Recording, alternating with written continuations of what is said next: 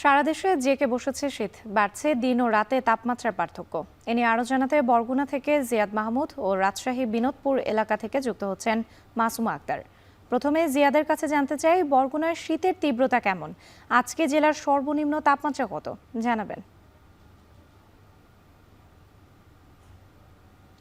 রাত্রি আমার পেছনে দেখছেন যে এটি লঞ্চ ঘাট এবং এর পেছনে যে লাইটার জাহাজ বেড়ে সেই ঘাটে, তারপরে ট্রলার ঘাট। মানে সকাল থেকেই এখানে শ্রমিকের যেখানে আগে মিলন মেলা থাকতো, তো এখানে আজকে দেখেছি তেমন কোনো শ্রমিকের উপস্থিতি নেই।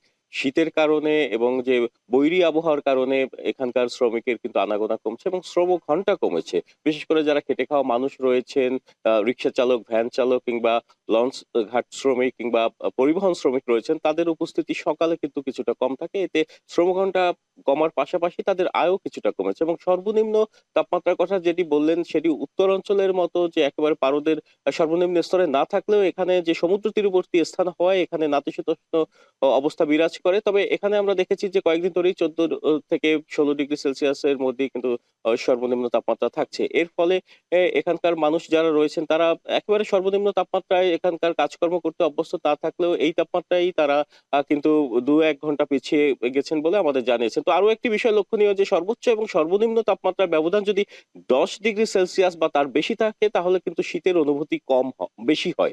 এবং আপনাকে আরেকটি বিষয় জানিয়ে রাখি যে আমরা দেখেছি যে সকাল থেকে বৃষ্টিপাত হচ্ছে বরগুনাতে এবং আবহাওয়া অধিদপ্তর যেটি আমাদের জানিয়েছে যে বঙ্গোপসাগরে একটি সুস্পষ্ট লঘুচাপ সৃষ্টি হয়েছে। এর ফলে এই বৃষ্টিপাত কিন্তু অব্যাহত থাকতে পারে এবং বেলা বাড়ার সাথে সাথে যদি বৃষ্টিপাত বাড়ে, তাহলে কিন্তু এখানকার কৃষকরা নানাবিধ সমস্যায় পড়বেন। বিশেষ করে আমন ধান রয়েছে মাঠে এবং সেই আমন ধান কিন্তু কাটা এখনো সম্পূর্ণ হয়নি। এখানেও একটি বিষয় আপনাকে জানিয়ে রেখে যে জলবায়ুগত কারণে, পরিবর্তনগত কারণে এবং যে আবহাওয়ার তারতম্যের কারণে উপকূলে চাষাবাদের সময়কাল যেমন পিছিয়ে এসেছে, তেমনি এখানকার যে ফসল ঘরে তোলার সময়ও কিন্তু কিছুটা পিছিয়ে এসেছে। এর ফলে উত্তরাঞ্চলে আমরা এখন যেখানে আমন ধান কাটা সম্পূর্ণ হয়ে গেছে, সেখানে দক্ষিণ অঞ্চলের এই বরগুনা জেলায় কিন্তু এখনো প্রায় ৭০ থেকে ৮০% কিন্তু আমন ধান এখানে আহ, রয়েছে এখানকার মাঠে। কৃষি অফিসের যেটি তথ্য সেটি, এবং এই আমন ধান নিয়ে কিন্তু কৃষকরা বিপদে পড়বেন যদি বৃষ্টি বাড়ে এবং সেই বিপদ কিন্তু কোটি কোটি টাকা ছাড়াতে পারে বলছেন এখানকার কৃষকরা। তো বরগুনাতে এখন যে পরিস্থিতি বিরাজ করছে তার সর্বশেষ তথ্য ছিল এতটুকুই। রাত্রি। এবার যেতে চাই মাসুমার কাছে। মাসুমা, জানাবেন উত্তরের শীতের কি অবস্থা, কিভাবে শীত মোকাবেলা করছেন এই জনপদের মানুষ?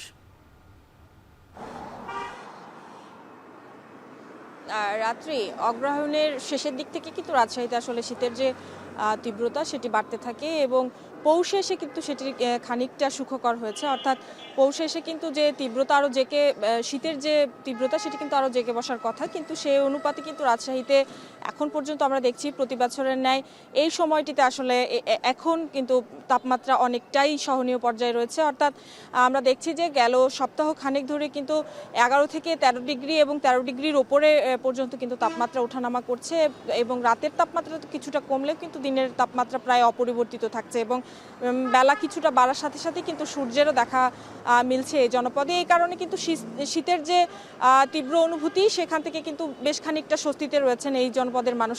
একটু জানিয়ে রাখি যে আজকেও কিন্তু ভোর 6টায় সর্বনিম্ন তাপমাত্রা রেকর্ড করেছে রাজশাহীর যে স্থানীয় আবহাওয়া অফিস রয়েছে সেখানে কিন্তু 13.6 ডিগ্রি সেলসিয়াস, যেটি গতকালকে ছিল 13.0 ডিগ্রি সেলসিয়াস এবং বাতাসে কিন্তু আর্দ্রতার পরিমাণ 97%।